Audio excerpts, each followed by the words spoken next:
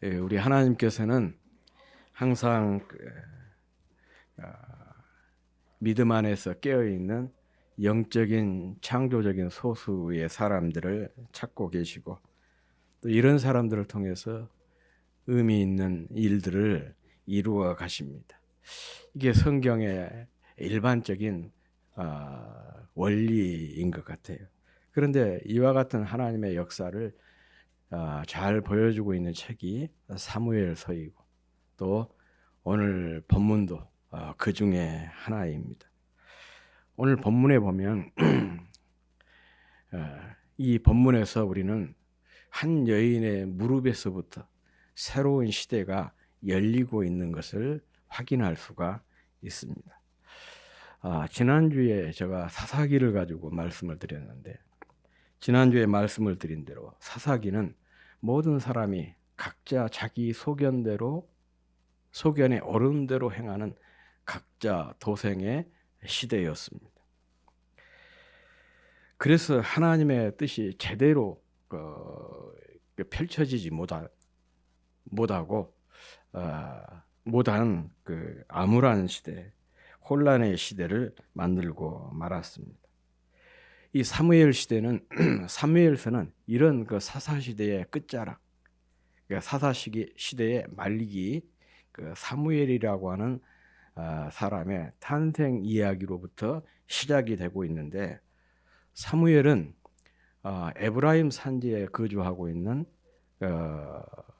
제사장 엘가나와 또 오랫동안 불임의 고통을 받았던 한나라고 하는 두 사람 사이에서 태어난 아들입니다. 이 사무엘서는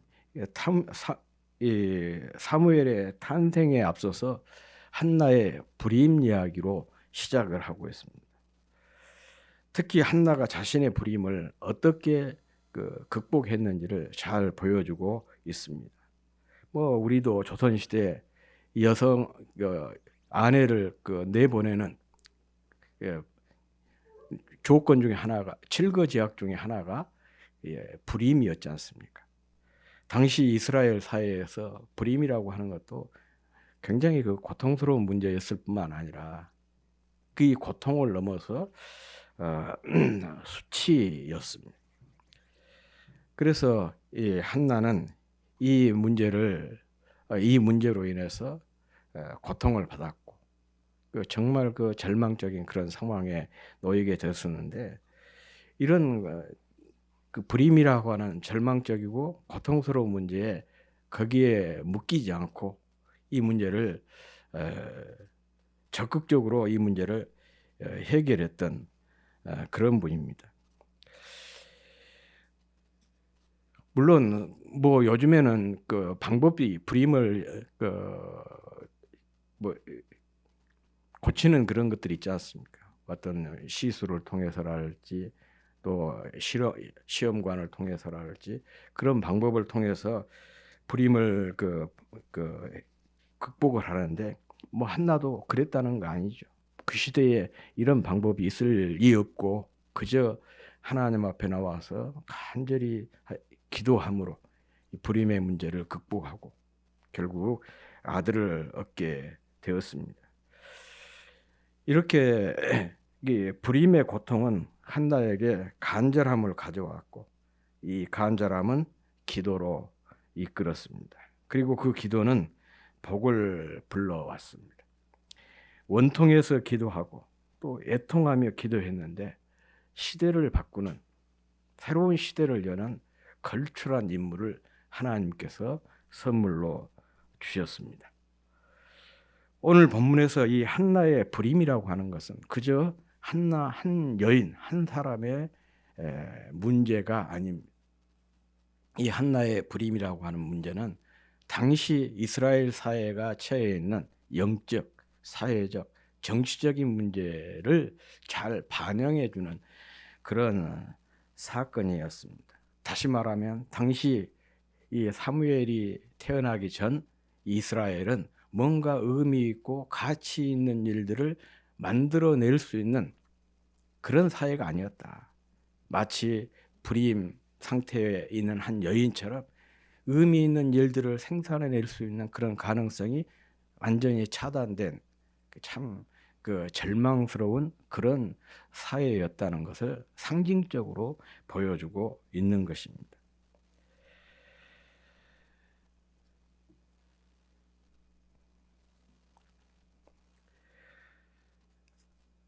그래서 이스라엘은 하나님의 백성이지만, 그리고 하나님께서 허락하신 그 가나안 땅에서 이미 변두리로 쫓겨난 그런 상황이었어요.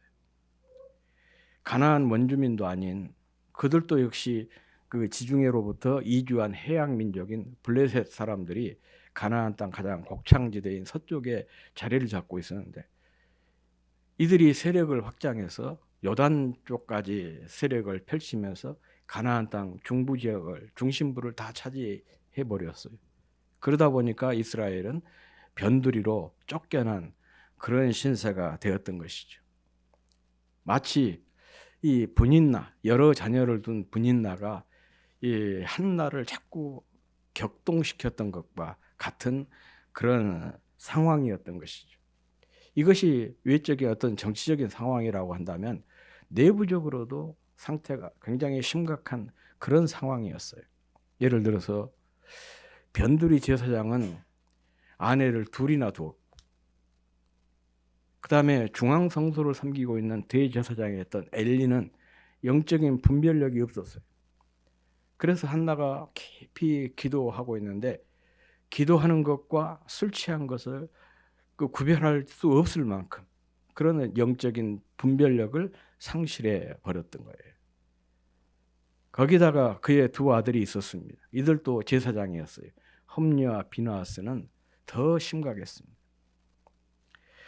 우리 성경은 상당히 이들에 대해서 완고하게 번역을 하고 있거든요. 행실이 나쁘다, 그렇게 번역을 하고 있지만은 이 원래의 의미는 그런 거예요. 불량자다, 벨리알이라, 그렇게 기록을 하고 있어요. 불량자, 벨리알이라는 뜻이 뭐냐? 악마의 자식이다, 그런 뜻입니다. 악마의 자식. 또 다른 의미는 무신론자다, 그런 의미도 여기에 들어있어요. 제사장의 아들들이 악마의 자식이었어요. 무신론자였어요. 그러니까 이들이 자연스럽게 하나님을 알지 못한 것은 너무 당연한 것 아니겠습니까? 누구보다도 경건하고 깨끗한 삶을 살아야 될 제사장이 이 모양이고, 누구보다도 하나님을 깊이 알고 잘 알고 신실하게 하나님을 섬겨야 될 사람들이 이 모양이니, 그 사회가 힘들고 어려운 것은, 이런 불임 상태에 빠진 것은 너무 당연한 것 아니겠습니까? 그래서 당시 이스라엘 사회는 정치, 경제, 또 사회, 또 종교, 이런 모든 방면에서 제대로 돌아가는 것이 하나도 없었던 것입니다.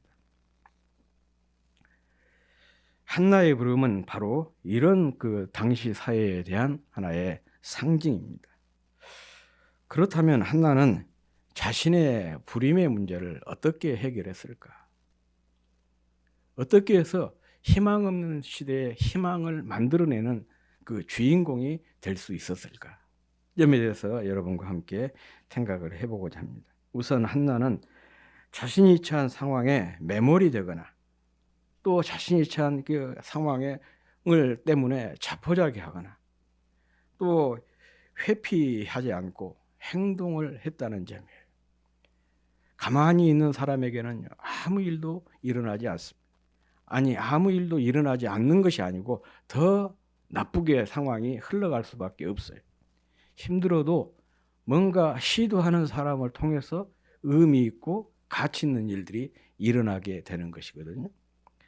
한나가 그랬다는 것입니다. 오늘 9절 상반절에 보면 이렇게 말씀하고 있죠. 그들이 실로에서 먹고 마신 후에 한나가 일어나니라고 해요. 한나가 일어났다. 이 일어나다라고 하는 말이 히브리어로 바타콤이라고 해요. 꼭 여러분이 이 단어를 기억했으면 좋겠어요. 바타콤, 일어나다. 그런데 이 바타콤이라고 하는 단어가 단순 과거형으로 되어 있어요. 우리 문법에는 없는 그 문법이거든요.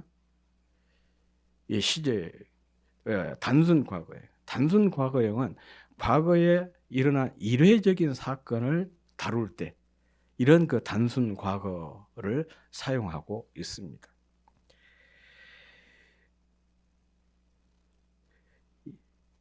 이 단어를 사용하는 것은 이 한나의 결연한 의지를 강조하기 위한 것입니다. 반복되는 갈등과 이 절망의 상황을 끊고 새로운 무언가를 그 삶을 살기 위한 한나의 결연한 의지를 강조하고 있는 단어가 일어나다. 바타콤이라고 하는 단어예요. 비슷한 사건이 다니엘서에 보면 또 나와요. 다니엘이 바벨론 포로로 끌려가게 됩니다. 그런데 당시 그 바벨론은 각국에서 자기들이 점령한 국가에서 똘똘한 사람들을 데려다가 왕궁 학교에서 그들을 교육을 시켰어요.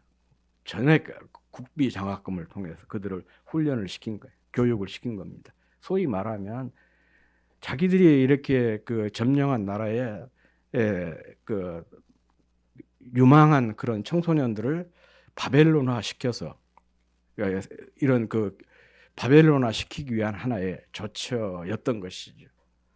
그래서 자기 나라에서 경험하지 못한 그 대제국의 각종 그 고량 진미 이런 음식을 먹이고 거기에서 그렇게 훈련을 시켰는데 다니엘과 세 친구도 그 학교에 입학을 하게 된 거죠. 어찌 보면 굉장히 큰 혜택이고 선택받은 일 아니겠습니까? 그런데 그 학교에 입학한 다니엘과 세 친구가 결단을 합니다. 어떤 결단을 하느냐? 우리는 왕이 제공하는 음식을 먹지 않고 그냥 채소만 먹겠다. 어떤 사람들은 이 본문을 보고 그런 얘기를 해요. 아니 그 사소한 것에 목숨을 거냐? 고기 안 먹는 거 그런 것에 목숨을 거냐? 그렇게 다니엘과 세 친구의 결심에 대해서 소평가하는 사람들이 있습니다. 그런데 뒤집어서 생각하면 그래요. 사소한 것도 결단하지 못한 사람이 어떻게 중요한 일을 결단을 하겠어요? 그렇지 않아요? 주일 성수 하나 제대로 결단하지 못한 사람들이 어떻게 주님을 위해서 핍박을 당하고 고통을 당하겠습니까?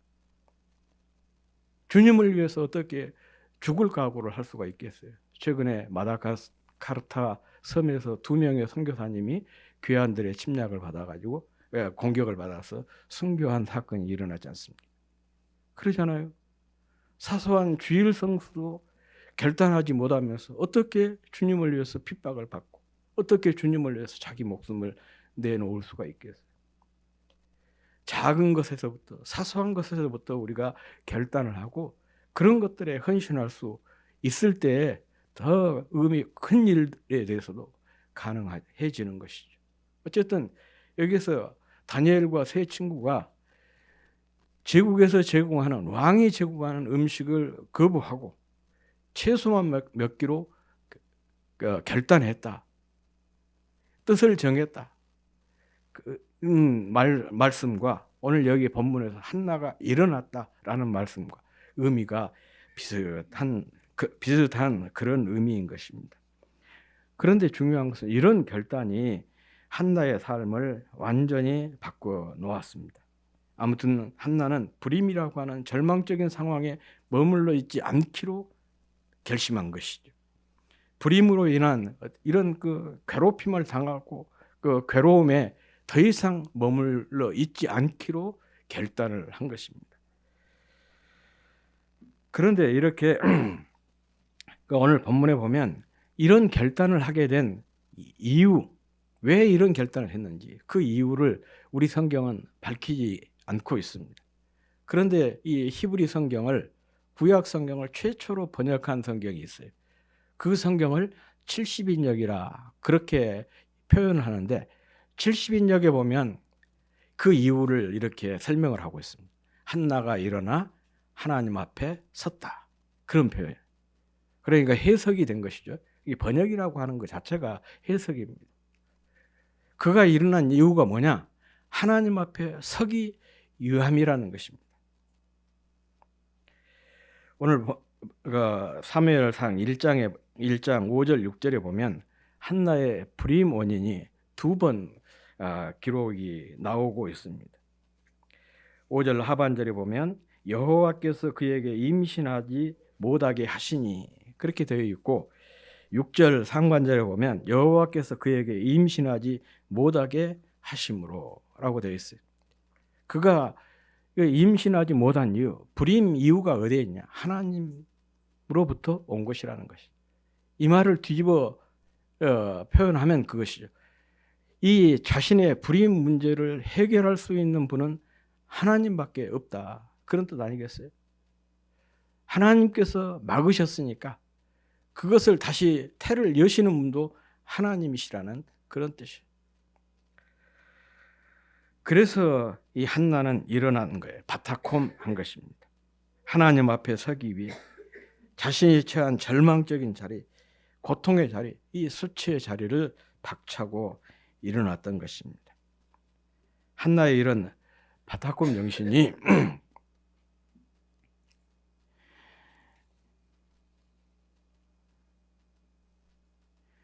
우리에게 굉장히 주목해야 될 가장 중요한 점입니다. 한나는 불임의 수치라는 고통과 절망에 묶여 무기력하지 않고 도리어 이것을 하나님의 앞에 서도록 이끄는 기회로 삼았던 것입니다. 희망이 없다고, 절망적이라고 포기하고 앉아 있는 것, 앉아 있어서는 안 되는 것이죠. 오히려 그 자리에서 벌떡 일어서는 것이 중요해요. 하나님 앞에 서는 것이 중요합니다. 사실 희망이 없는 그 자리에서 일어나 하나님 앞에 서는 길밖에 그 문제를 해결하는 다른 방법이 없기 때문에 그렇습니다. 왜냐하면 하나님 앞이 희망이 회복되는 장소이기 때문에 그렇습니다. 성도는 절망이 깊어질수록 또 희망이 보이지 않을수록 한나처럼 그리고 다니엘처럼 그 자리에서 일어나야 됩니다. 그리고 하나님 앞에 서야 됩니다. 그곳에서부터 희망은 다시 시작되기 때문에 그렇습니다.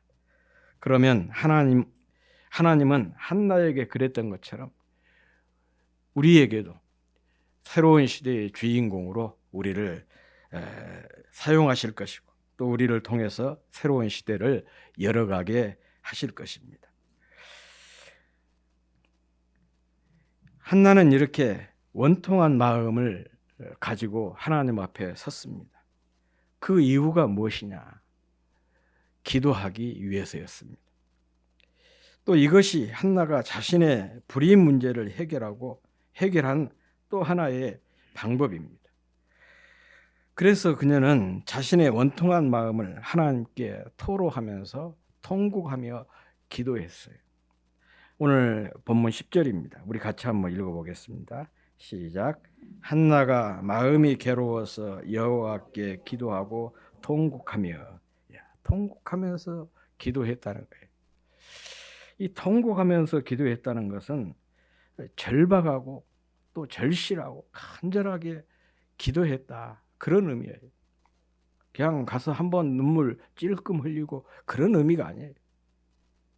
한번 그냥 자기 속이 후련하도록 악쓰고 그런 차원이 아니에요. 이것은 정말 그가 절실한 마음으로, 절박한 마음으로, 간절한 마음으로 기도했다는 거예요. 그것을 잘 반영해 준 것이 12절, 13절 있잖아요. 그가 여호와 앞에 오래 기도하는 동안에 그랬어요. 또 한나가 속으로 말하며 입술만 움직이고 음성이 들리지 아니하므로, 그런 표현이나 얼마나 열심히 기도했든지, 간절히 기도했든지, 얼마나 절박하게 기도했든지 이제 소리가 안 나올 정도였어요. 너무 기가 막히면 그러지 않습니까? 입술만 그냥 붕어 입처럼 뻐끔뻐끔하고 있는 그런 상황이었다. 그 얘기입니다. 그리고 오늘 본문 11절은 그가 기도한 내용입니다. 우리 11절 말씀 같이 한번 읽어보겠습니다. 시작. 서울하여 이르되 만군의 여호와여, 만일 주의 여종의 고통을 돌아보시고 나를 기억하사 주의 여종을 잊지 아니하시고 주의 여종에게 아들을 주시며 내가 그의 평생에 그 여호와께 드리고 삭도를 그의 머리에 대지 아니하게 했나이다. 이게 바로 이 한나의 기도 내용입니다. 그런데 이 한나의 기도 내용 중에서 굉장히 그 눈에 띄는 그 동사가 3개가 나와요. 그 첫 번째가 돌보다, 두 번째가 기억하다 혹은 생각하다, 세 번째가 있다라고 하는 동사입니다.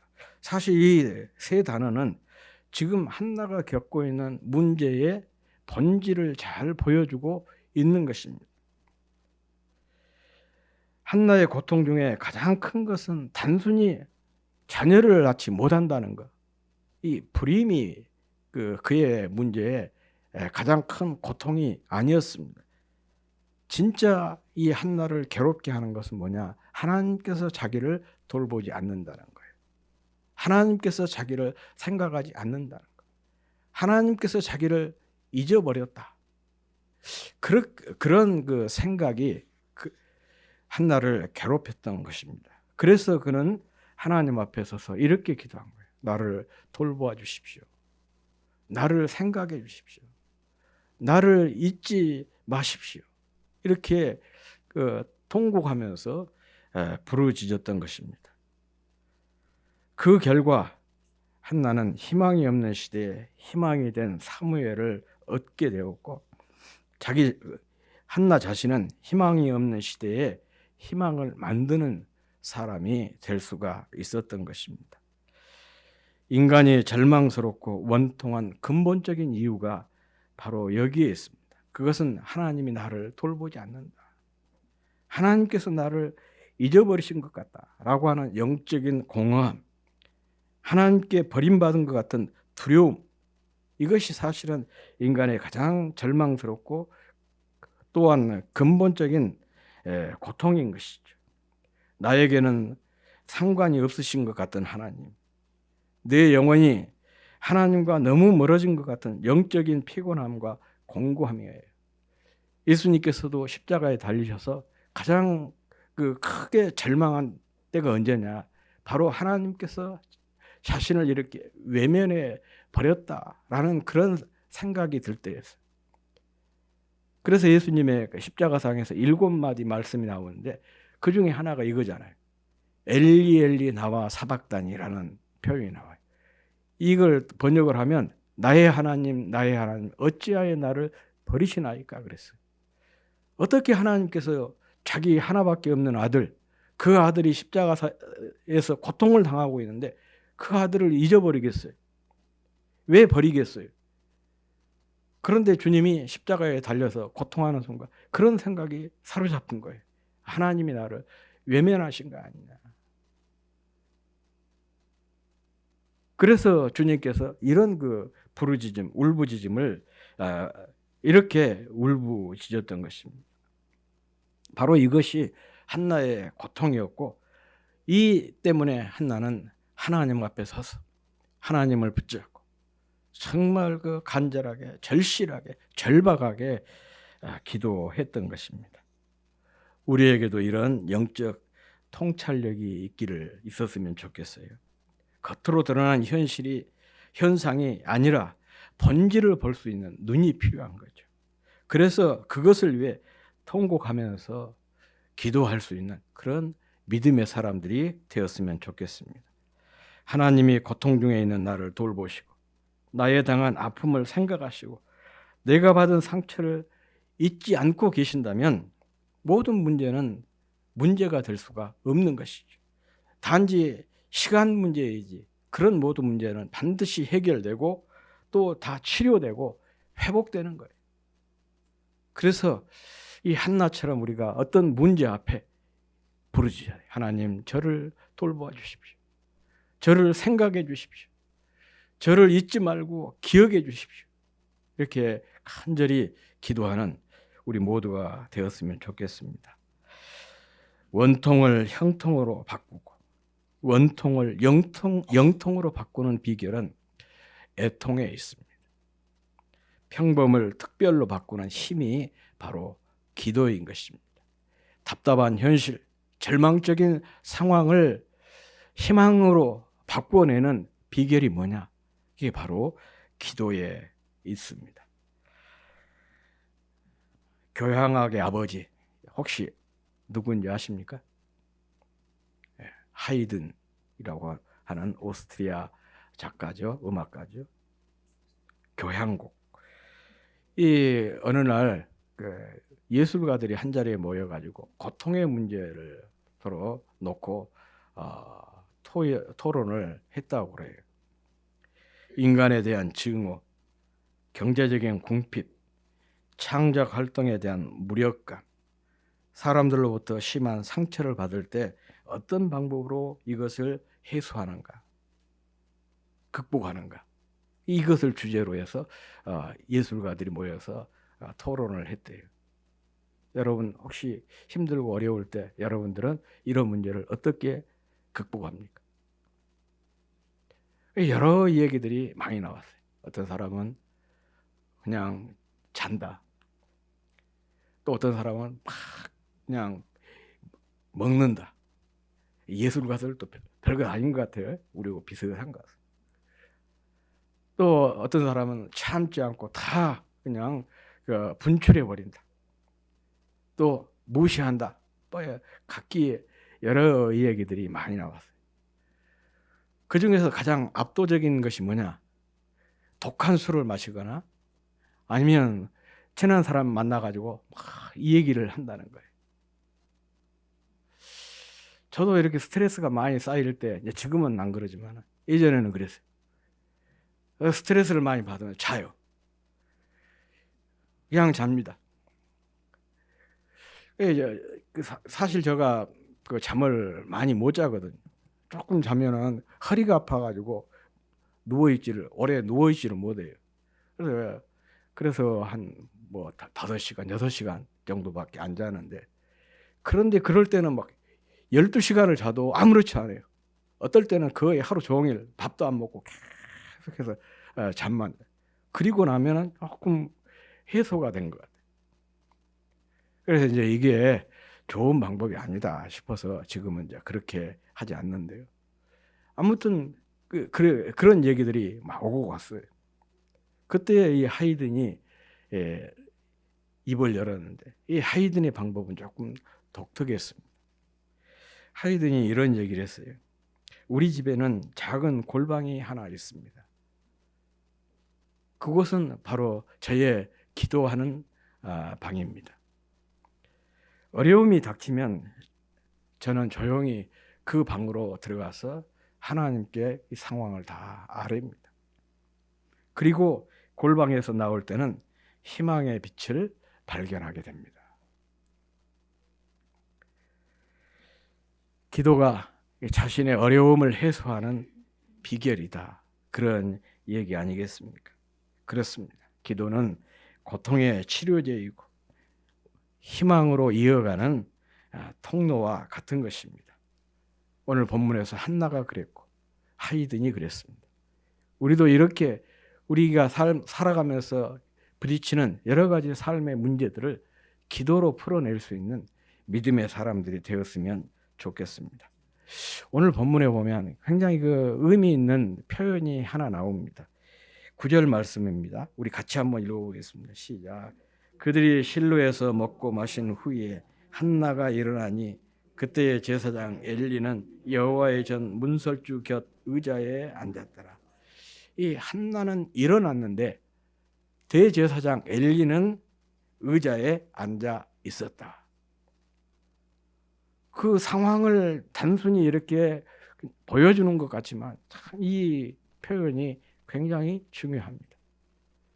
당대의 대제사장과 그의 자녀들이 이 시대에 어두움을 걷어내고 새로운 시대를 연 것이 아니라 한낱 시골뜨기 한 여인과 그의 아들인 사무엘이 새로운 시대를 열고 새로운 시대의 주인공이 된 이유가 바로 여기에 있어요. 그 이유를 밝혀주는 말씀이 바로 오늘 본문인 것입니다. 어려운 시기에 하나님께서 찾으시는 사람, 하나님께서 쓰시는 사람의 특징을 아주 잘 보여주고 있는 말씀이 바로 9절 말씀입니다. 하나님은 자신이 처한 상황에 함몰되지 않고 떨치고 일어나 하나님 앞에 선 사람, 자신이 직면한 상황에 대해 애통하는 사람을 사용하신다는 것이죠. 이런 사람이 소위 제가 앞에서 말씀을 드렸던 영적으로 깨어있는 창조적인 소수에 해당되는 것입니다. 하나님은 이런 사람을 통해서 새로운 시대를 준비하시고 또 새로운 시대를 열어가시는 것입니다.